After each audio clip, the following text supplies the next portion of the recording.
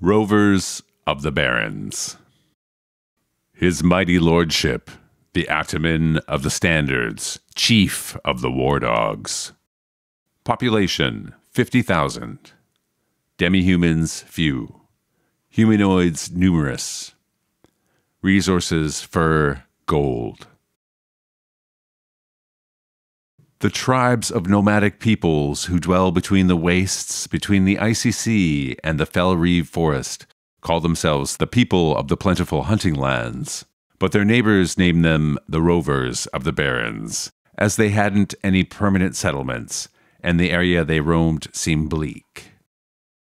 These tough nomads were content enough with their herds, hunting, and occasional raids upon Furiandi, the bandit kingdoms, or Tenna.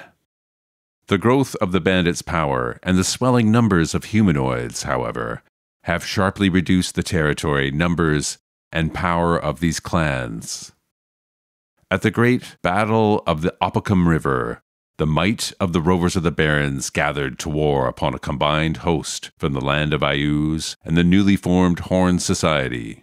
The war dog soldiers and light cavalry of the Rovers were decimated and scattered, and many of their chieftains were slain. Perhaps 3 or 4 clans of but a few tribes each are all that now remain of the force, which once sent the Tumans of the wolf nomads flying back across the Dulce without their gray-tailed banners.